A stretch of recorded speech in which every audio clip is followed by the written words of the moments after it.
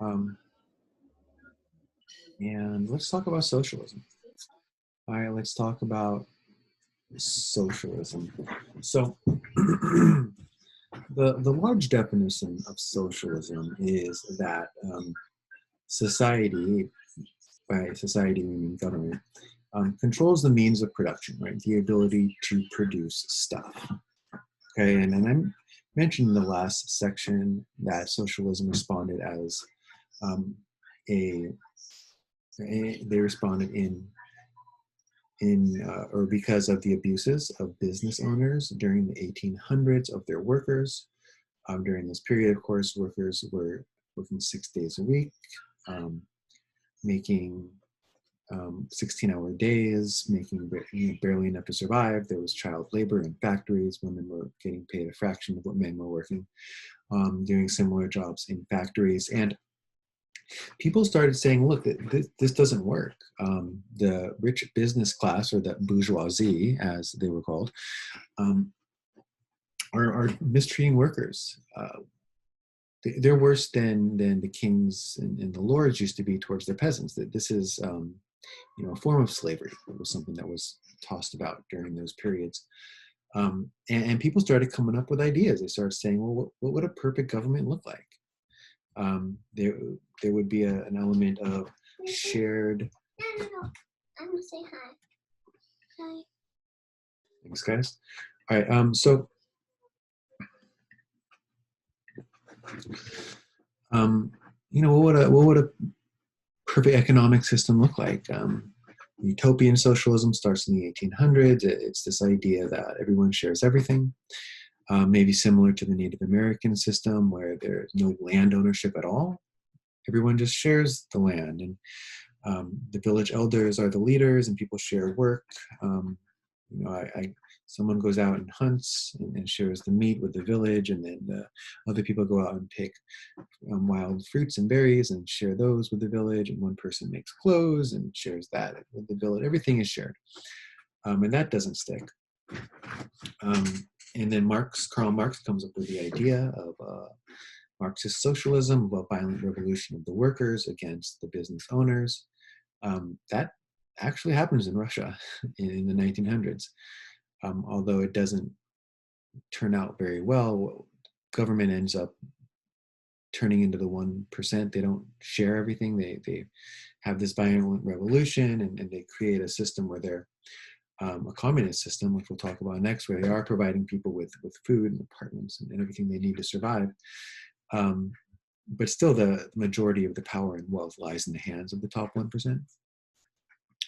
And then evolutionary socialism, where we start to see this idea of people electing representatives to the government that will implement policies that are considered socialist. So today we kind of view a socialist. Socialism is kind of a loaded word today, right? Like some people some of our politicians want to use socialism as an insult, right? We've heard this specifically by the Republican Party, and we know that there are Democrats, including Bernie Sanders, who constantly seems to be the #2 guy for the Democrats in presidential races, who want a form of socialism. Now, their socialism is what's called Bernie's socialism is what's called democratic socialism. You know, he's a social democrat. Okay, so he believes in the government doing more for the people, the government having high taxes, and this is a form of socialism. Then there are social democrats, which are actually where you vote for someone who's going to implement policies that are more traditional socialist in nature. Because in a traditional socialism, the government owns a lot of businesses. I have a picture here of Pemex. It's the Mexican oil company, which is owned by the Mexican government. So unlike Mobil or Exxon or other American oil companies who make a profit and are some of the richest companies in the world today, these countries in Russia, in Mexico, historically in Mexico, it's loosening up. These companies, when the oil company makes a profit, the government gets that money. It doesn't go to a share, Wall Street company or the rich businessman who owned the company. It goes to the government, and the government takes that money and it spreads it out amongst the people. It gives people things like maybe free healthcare, other things. Coal companies, large industries in a traditional socialist country are owned by the government, and the smaller businesses are owned by the people. So, maybe your oil and your coal and your iron and your copper and your, I don't know, maybe even certain electricity and different businesses are owned by the government.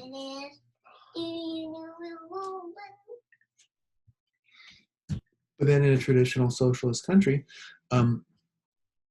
the smaller businesses are owned by the people, right? So you go down to the grocery store, and it's not a government-owned grocery store. It's owned by a person. You go get a burger or a pizza or whatever. That's owned by individuals who can make a profit, who can be businessmen in a capitalist style. But the big companies, right? Maybe your internet provider or the big utilities, or these are owned by the government, and the government makes the profit from those companies. That's what socialism looks like today. So when we talk about Bernie Sanders a socialist, well, I guess socialized medicine, right? That is a socialist program, just like Social Security, Medicare, Medicaid, food stamp, all these are socialist programs. But Bernie Sanders never suggests that the US government take over ExxonMobil, right? Bernie Sanders never suggests that the U.S. government takes over Microsoft or Facebook or any of these type of actual companies that are out there making profits, big companies. So we see examples in sometimes in the U.S. politicians use this term to represent a communist government, but that's not the case. In socialist countries, the government owns some companies, big industries like oil, coal, and iron.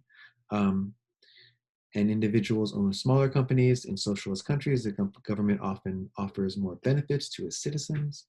On top of old age pensions like Social Security, we have things like free health, free dental, free vision, paid maternity leave when you get pregnant, free daycare for children in France. After you have a baby, the government at a certain age will provide healthcare. Provide daycare for your kids so you can go back to work. Free universities, you get free college in these places. That's why, they oftentimes you'll see that like a lot of doctors and dentists are from other countries is because they got to go to college for free and get those degrees, and then